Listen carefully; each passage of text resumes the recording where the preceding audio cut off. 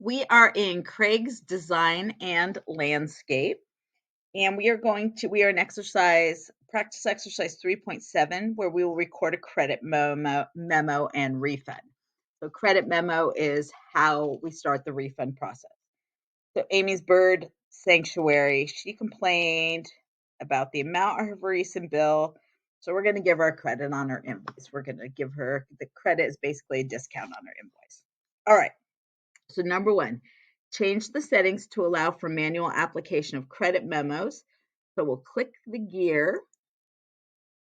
We'll go to Accounts and Settings.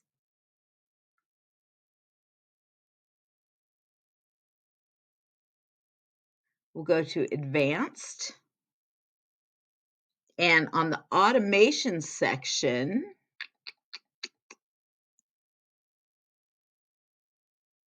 we'll click the pencil. Well, now, Advanced. Here we go. Automation here, we'll click the pencil. And we want the automatically apply credits feature to be off. So I'll just do that little toggle right there. And then we'll save. And then we're going to go to the Sales tab. And then on Sales Form Content right here, we're going to go over to the pencil.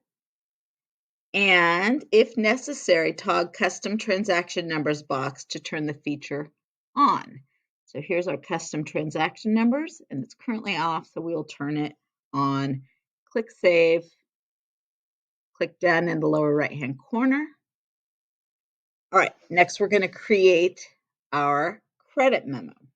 So now we're going to go to the navigation bar, which is the black on the left, New, and under Customers, we are going to click Credit Memo. And this is how we take an amount off of the invoice. All right, so our customer is Amy's Bird Sanctuary. And Amy's Bird Sanctuary is the current date as the credit memo date. So this is our current date. Enter CM1011 is the credit memo number. So the credit memo number is CM. I'm just going to overwrite what was in there. 1011. Okay, so that's our manual credit memo number. And select Design as the product service. So the product service is Design. And the quantity is 2. Let me make sure I got the right thing. So the total credit is $150. That's what we said we would take off of the invoice for Amy. Then we're going to save and close. I've only got save and send.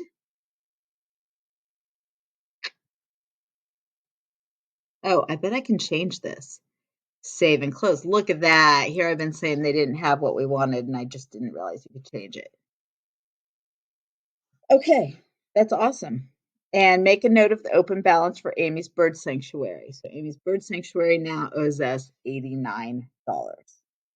Now we're going to record, oh wait, no. Yeah, make a note of okay, now we're going to apply the credit. No payment was received from Amy. So we're going to click Sales in the navigation bar. And then we're going to the customer drawer. And we're going to go to Amy's Bird Sanctuary.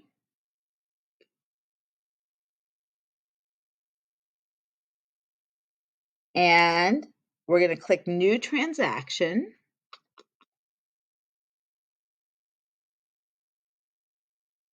Here we go. So I opened Amy's Bird Sanctuary, New Transaction, and payment. All right. And the amount received is 0. Place check marks in the boxes next to Credit Memo C101. There we go.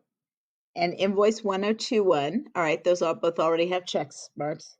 Verify the amount to apply is $150. And then hit Save and Close.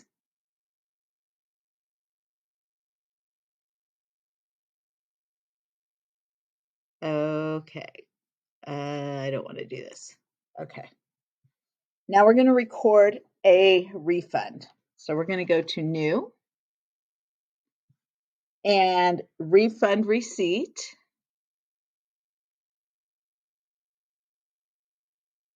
Okay. And then we are going to Dylan Salfrank is our customer. So Dylan. Okay.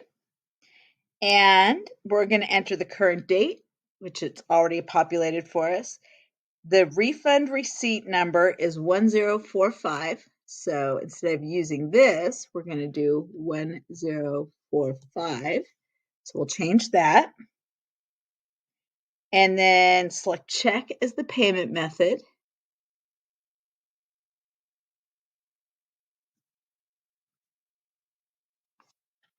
And then checking is the refund from. The refund from checking, we got to make sure. Oh, and then the check number is going to be 1002. I don't actually love that we can overwrite the check numbers. There's some internal controls issues with that, which we can talk about separately. I don't want to hold up your thing here, but if you're able to put in whatever, it means I could skip a check number within my checking account, and then I could use that check number that I skipped and write a check to myself or to my friend or whatever. So not in love with that part of it, but that's okay. Um, and then design is the product and service. And one is the quantity, which is already automatic populated. The total amount refunded should be 75 because the rate was 75. So there we go. So total amount, so I got 75 here, I got 75 up here, and there's my total amount refunded, 75. Okay, and then we're going to save and close. So down here, now I realize I can change this to save and close, which is awesome. And it says okay. And then click on dashboard. And that is going to wrap up 3.7.